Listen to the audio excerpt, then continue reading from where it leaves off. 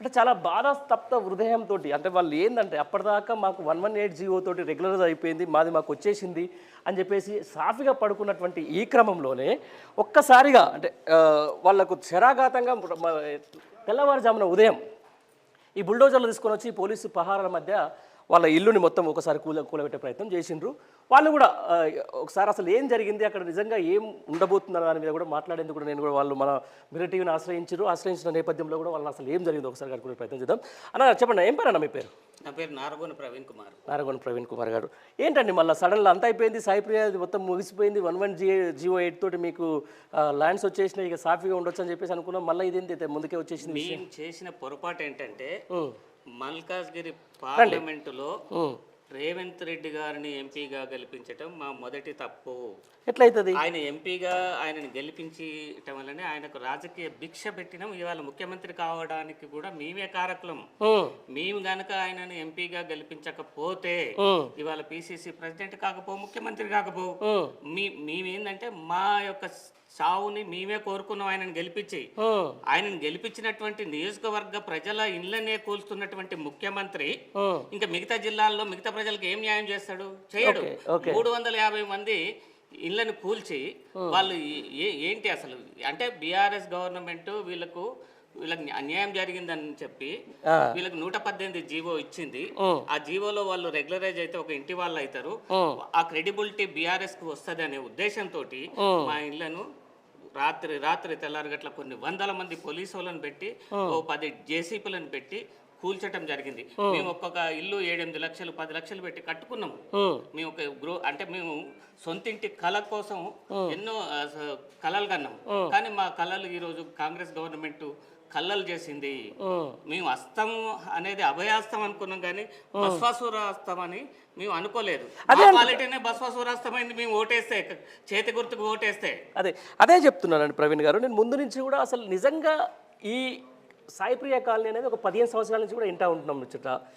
మొన్న గవర్నమెంట్ కంటే ఒక కొద్ది రోజుల ముందు మీకు రెగ్యులర్ అయిపోయిందని కూడా సమస్య పోయిందని కూడా మనం కూడా పేపర్లలో చదివినాం.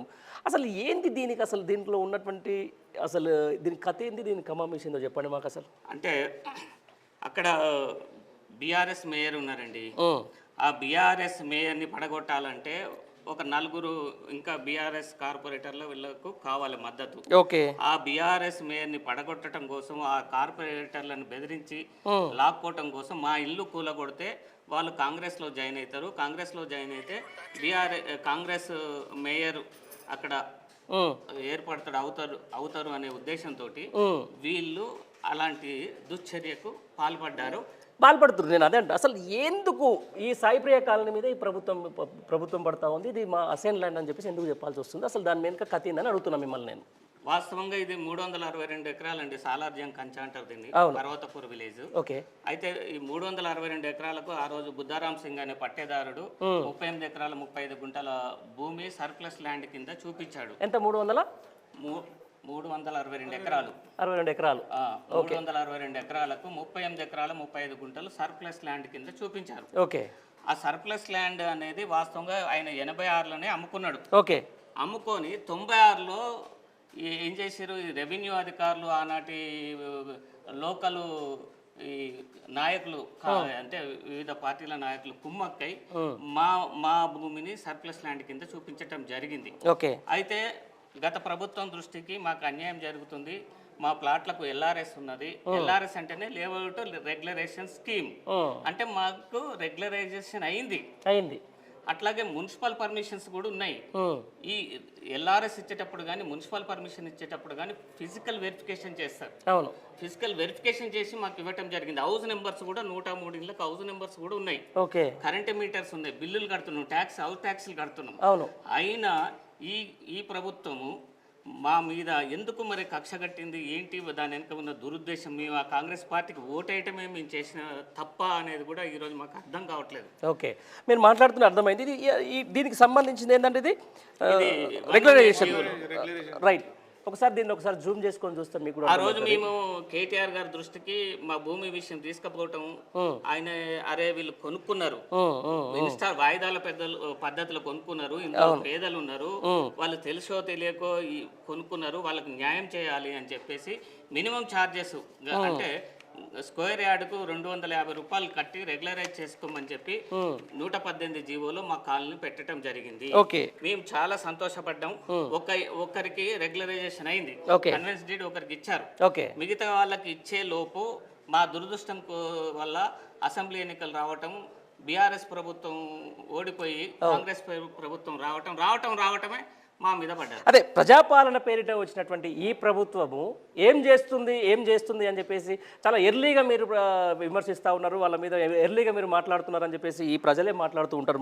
మేము ఎప్పుడన్నా ఇట్నే ప్రోగ్రామ్ చేస్తూ ఉంటే నిజంగా పడుతున్నటువంటి బాధ ప్రజాపాలన నుంచి వచ్చినప్పుడు ఫస్ట్ ఆఫ్ ఆల్ నేను ఏమంటున్నా అంటే మీరు అప్పటికి అయిపోయింది, రెగ్యులేషన్ అయిపోయింది అని చెప్పేసి మీరు నిమ్మలంగా కూర్చున్నారు. అసలు ఇది ఎప్పుడు జరిగింది? ఈ పోలీసులు ఎప్పుడు పెట్టిన తర్వాత ఎప్పుడు కూల్చివేత జరిగింది? దాని ముంగట ఏం చేశామంటే ప్రజా దర్బార్ దరఖాస్తు చేసుకున్నాం.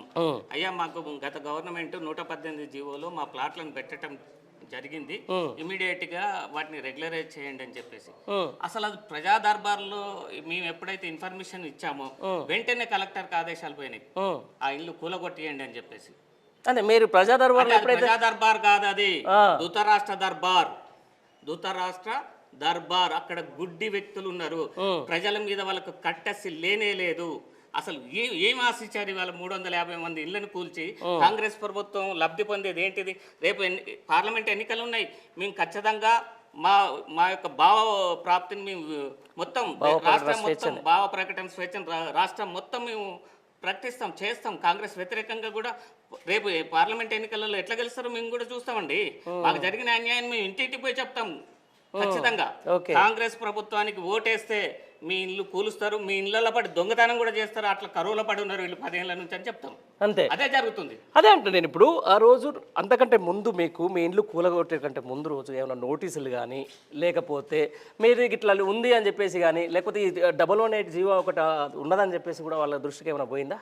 కాంగ్రెస్ ప్రభుత్వం రాగానే వీళ్ళు ఎట్లయినా ఈ నాయకులు దుర్మార్గులు అని చెప్పి మా ఇండ్ల మీద పడే అవకాశం ఉందని చెప్పి మేము రెవెన్యూ మంత్రి గారిని 2 సార్లు కలవటం జరిగింది, రిప్రజెంటేషన్ ఇవ్వటం జరిగింది. ఆయన పట్టించుకోలేదు. స్థానిక ఇన్ఛార్జిని కలవటం 3 సార్లు జరిగింది.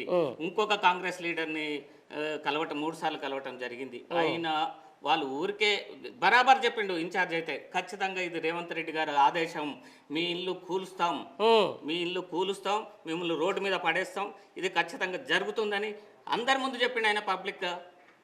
ఎవరు అక్కడ ఉన్న ఇన్ఛార్జీలకు అధికారం ఇచ్చిండట ఓడిపోయినాక కూడా. ప్రజలు తిరస్కరించినోడికి నువ్వు అధికారం ఇచ్చినవంటే అసలు నీ మెంటాలిటీ ఏంటి, మీ ఇన్ఛార్జీల మెంటాలిటీ ఏంటి? అంటే మంది కొంపలు కూలిస్తే భవిష్యత్తులో మీకు అధికారం వస్తుందా?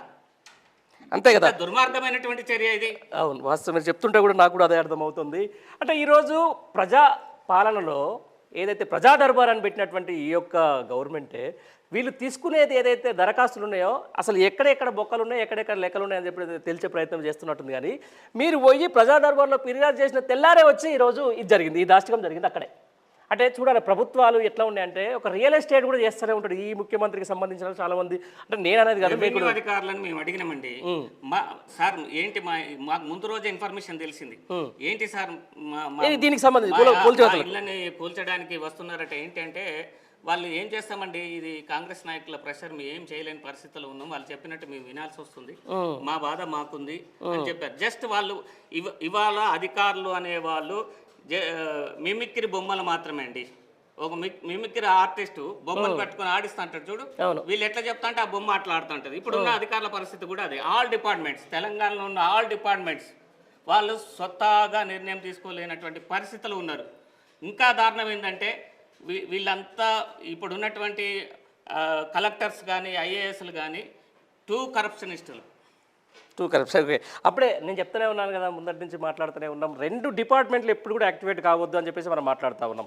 ఒకటి పోలీస్ డిపార్ట్మెంట్, అలాగే ముందు నుంచి కూడా పోలీస్ డిపార్ట్మెంట్ మొన్నటిదాకా ఫ్రెండ్లీ పోలీసింగ్ అన్నారు. ఇప్పుడు మేము ఆఫ్ ద రికార్డ్ కొంతమంది పోలీసులతో మాట్లాడుతున్నాం, మాకు లాఠీలు రెడీ చేసుకోమన్నారు, లాఠీలు రెడీ చేసుకొని మొత్తం నూనె పెట్టుకోమన్నారు అని చెప్తా ఉన్నారు. తర్వాత రెవెన్యూ డిపార్ట్మెంట్, ఆ రెవెన్యూ డిపార్ట్మెంట్ ఎప్పుడైతే యాక్టివేట్ అవుతుందో ఇట్లాంటి బాధ్యతలు ముందుకు వచ్చేస్తూ ఉంటారు.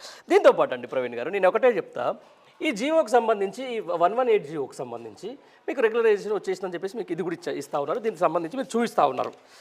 ఇప్పుడు ఇది చూపిస్తే వాళ్ళు ఏమంటున్నారు, అధికారులు ఏమంటున్నారు? ఇచ్చింది వాళ్ళే కదా. జీవో రెవెన్యూ అధికారులు రిలీజ్ చేస్తారు. అవును. మీరు ఎందుకు జీవో ఇచ్చారు, ఎందుకు రిజెక్ట్ చేస్తున్నారు, మా ఇళ్ళని ఇప్పుడు ఎందుకు కూల్చారు అనేది మేము రెవెన్యూ అడిగేది. అడిగితే ఏమంటారు, కాంగ్రెస్ గవర్నమెంట్ అండి, ఆ గవర్నమెంట్ మారిపోయింది, మీ జీవో రద్దయినట్టే లెక్క. వీళ్ళు ఎట్లా చెప్తే మేము అట్లా చేయాలి. మా చేతులు ఎక్కడ చూసుకుంటే ప్రభుత్వ జీవోలు రద్దయిందంటే మేము కూడా కట్టుకున్నాము. అన్ని జీవోలు ఫ్రీ చేసి మీ జీవో కూడా ఫ్రీ చేసి మీది క్లోజ్ చాప్టర్, మీ ఇళ్ళని మేము ధ్వంసం చేసేస్తాం, చేసినాం కూడా, ఇప్పుడు కూడా చేసినాం కూడా, ఇంకా చేస్తాం, మేము స్వాధీనం చేసుకుంటాం అనేది అంటున్నారు. ఇక మేమేంది ఆత్మహత్యలో మాకు శరణ్యం. స్వాధీనం చేసుకోవాలంటే మరి ఇదే స్వాధీనం చేసుకుంటున్న ప్రభుత్వం అలా నెరవేరినప్పుడు మేము కూడా వాళ్ళ మీద దాడులకు వెనకాడే ప్రసక్తే లేదు. ఇక మేము సావడానికి సిద్ధమైన వాడికి ఇంకా బాధ ఏంది? ఖచ్చితంగా వాళ్ళ మీద కూడా మేము అనేక రకాలుగా మేము చర్యలు తీసుకుంటాం, అనేక రకాలుగా మేము ఉద్యమం చేయబోతున్నాం. కాంగ్రెస్ పార్టీ చేసేటటువంటి దుష్ట చర్యల్ని మేము ఖచ్చితంగా ప్రజల ముందుకు తీసుకెళ్తాం. నేను అదే అంటున్నాను. ఇప్పుడు జీవోకి వచ్చిన తర్వాత 118 జీవో వచ్చిందండి. ఈ 118 జీవోని చూసిన తర్వాత మాకు రెగ్యులర్ అంతా అవుతా ఉన్నదని చెప్పేసి తెల్లారి వరకు మీరు వచ్చిండ్రు. మీరు వచ్చే వరకు పోలీసులు పహార పెట్టేసి దాన్ని కూలగొట్టేసిండ్రు. ఆ తర్వాత జరిగిన పరిణామ క్రమాలను నేను మాట్లాడుతూ ఉన్నా. ఏం జరుగుతుంది అక్కడ అంటే మాది ఎందుకు కూలగొట్టామని చెప్పేసి సమాధానం ఏమొస్తుంది అక్కడ? మేము ఆ తర్వాత కూడా కాంగ్రెస్ నాయకుల దగ్గరికి వెళ్ళటం జరిగింది, మాట్లాడటం జరిగింది. ఖచ్చితంగా ఇది రేవంత్ రెడ్డి గారి ఆదేశాల మేరకే జరిగింది. ఇంకా ఘోరం ఏంటంటే ఇప్పటితోటి అయిపోలేదు మీ కథ. కలెక్టర్కి మేము ఆదేశాలు ఇచ్చినాం. కలెక్టర్ అడ్వకేట్ జనరల్ గారికి ఒక లెటర్ రాసిండట, ఏమని? ఇమీడియట్ గా వాళ్ళకున్న స్టేటస్ కోని వేకేట్ చేసి ఇవ్వండి, మొత్తం ఉన్న ఇళ్ళని కూల్ చేసి స్వాధీనం చేసుకోండి, అప్పుడే మాకు ప్రశాంతత, అప్పుడే మేము నిద్రపోతాం, మా మీద కాంగ్రెస్ నాయకులు తీవ్రమైన ఒత్తిడి చేస్తున్నారని చెప్పి అడ్వకేట్ జనరల్ కు ఒక లెటర్ కూడా కలెక్టర్ రాయటం జరిగింది. ఎందుకు మరి మీ మీద అంత కక్ష? మరి దీంట్లో రాజకీయ కోణం ఏమైనా ఉందా? ఇప్పుడు ఉన్న ఈ అధికారులు అసలు వాళ్ళ డ్యూటీ వాళ్ళు చేయాలి, ప్రజల మీద ఎందుకు పడాలి? అధికారి అనేవాడు తను న్యాయపరంగా చట్టపరంగా తను ఏం చేయాలో అది చేయాలి, కానీ రాజకీయ నాయకులు చెప్పినట్టు వింటారా? అంటే కీలు బొమ్మల వీళ్ళు ఏమన్నా?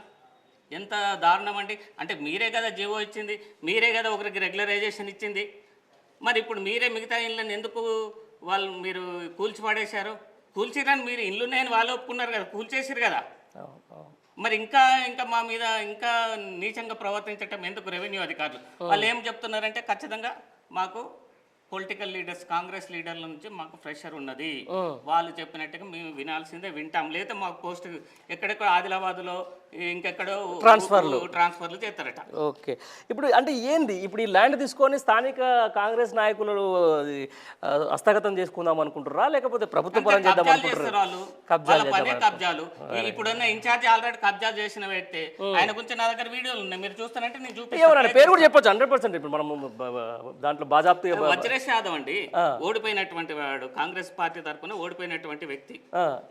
అంటే ఆయనకి ఏంది అక్కడ అసలు ఒక ఏమంటారు ప్రత్యక్ష ఎన్నికల్లో మాదేం లేదండి ప్రవీణ్ గారు, నేను ఏమంటే ఒక ప్రత్యక్ష ఎన్నికల్లో ఆయన ఎమ్మెల్యేగా పోటీ చేసిండ్రు, ఓడిపోయినరు. ఓడిపోయిన తర్వాత మళ్ళీ ఈ ప్రజల మీద అజమాయిషి ఏంది, మీ మీద అజమాయిషి ఏందని నేనంట. మీరేమంటారు దానికి? ఆయన ఏమంటుండ అసలు? రేవంత్ రెడ్డి గారు ఆదేశాలండి. ఏమన్నా ఆదేశాలు? ఏది ఓడిపోయిన ఎమ్మెల్యేలు మొత్తం పవర్ సాప్ ఇచ్చేసి ఇష్టం వచ్చిన ప్రజల మీద ఆడుకోమనా? కూర్చోమని మంది కుంపలు కూర్చో. ఇది అంటే చూసిన ప్రజాపాలనలో ఏ విధంగా జరుగుతుందని చెప్పేసి సాక్షాత్తు ప్రజలే చెప్తున్న మాట. ఈరోజు ఎవరైతే గెలిచిన వారికి విలువ లేదు, ఓడిపోయిన వారు అక్కడ ఇన్ఛార్జీలు ఉన్నారో ఆ ఇన్ఛార్జీలకు సంబంధించిన దాని మీద చెబితే ఈరోజు ప్రభుత్వ యంత్రాంగం అయితేనేది, అధికారులు అయితేనేది ఆటలాడుతున్నారు. ఇట్లాంటి పేదల మీద, బతుకుల మీద ఛిద్రం చేస్తున్నారు. వాళ్ళ కన్న కళల మీద, లేకపోతే వాళ్ళు కట్టుకున్న గూళ్ళ మీద ఈరోజు ఈ విధంగా ముందుకు పోతున్న పరిస్థితి. దీంతో పాటు కబ్జాదారులం కదండి, కొనుక్కున్నాం. అదే ఇప్పుడు ఆయన మీరు ఆరోపణ చేస్తారు ఆయన కబ్జాదారులు అని చెప్పేసి. మీరు కొనుక్కున్నారు, మరి కొనుక్కున్నారు కాబట్టి మరి కబ్జా చేయాలంటే ఏం చేయాలి? అదే కదా.